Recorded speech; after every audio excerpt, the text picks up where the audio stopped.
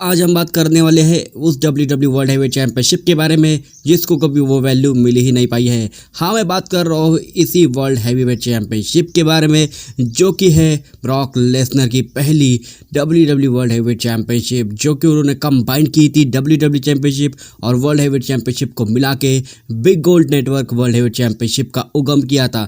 Then उसके बाद इसको 2016 तक तो WWE वर्ल्ड हैवीवेट चैंपियनशिप का नाम दे दिया गया। इसकी ये चैंपियनशिप रोमन रेंस के पास आई थी, सेथ रॉलिंस के पास, डीन एम्ब्रोस के पास, जॉन सीना के पास, लेकिन 2017 के टाइम पर इसका नाम चेंज करके WWE चैंपियनशिप रख दिया गया, क्योंकि यूनिवर्सल चैंपियनशिप का उगम वहाँ पर हो चुका था। यूनिवर्सल चैंपियनशिप को बहुत बड़ा दिखाई दिया था।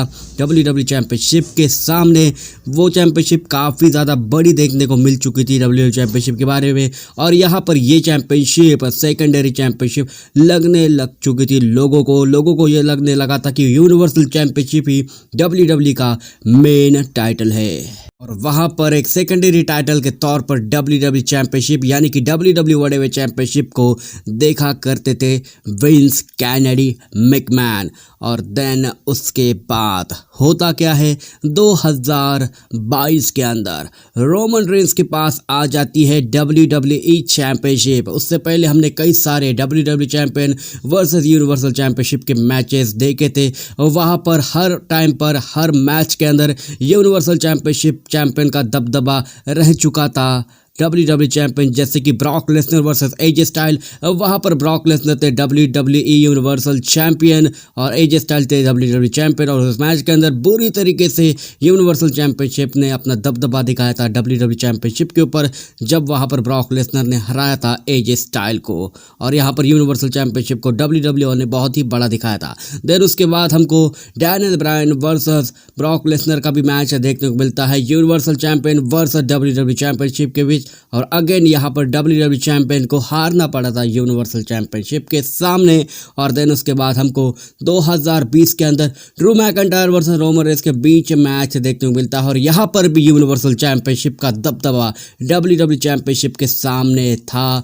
और आगे हमको मैच देखने को मिलता है बिगी वर्सेस रोमन रेंस के बीच। बिगी थे हमारे WWE चैंपियन, रोमन रेंस थे यूनिवर्सल चैंपियन, और यूनिवर्सल चैंपियन रोमन रेंस ने तबाह कर दिया था बिगी को और हरा दिया था इस मैच के अंदर WWE चैंपियनशिप को।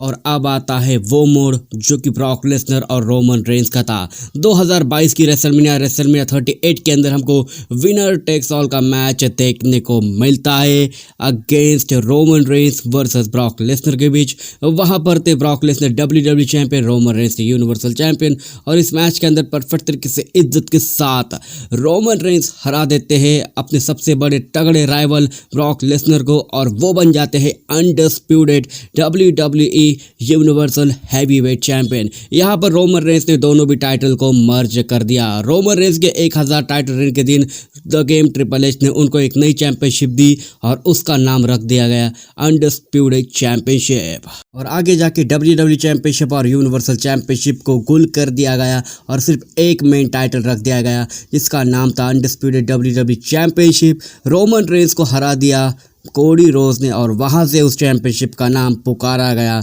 WWE championship.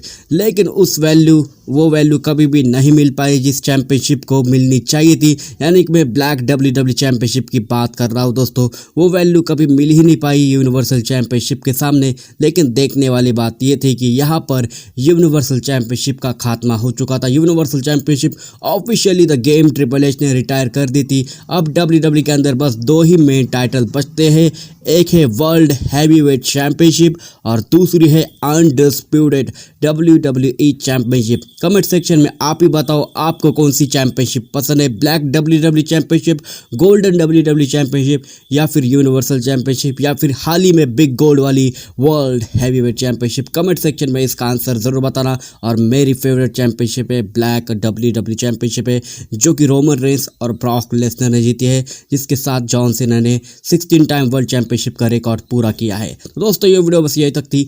अगर आपको वीडियो पसंद है तो वीडियो को लाइक और चैनल को कर दीजिए परफेक्ट तरीके से इज्जत के साथ सब्सक्राइब, क्योंकि जो कुछ भी है इसी चैनल पे है और कहीं नहीं दोस्तों।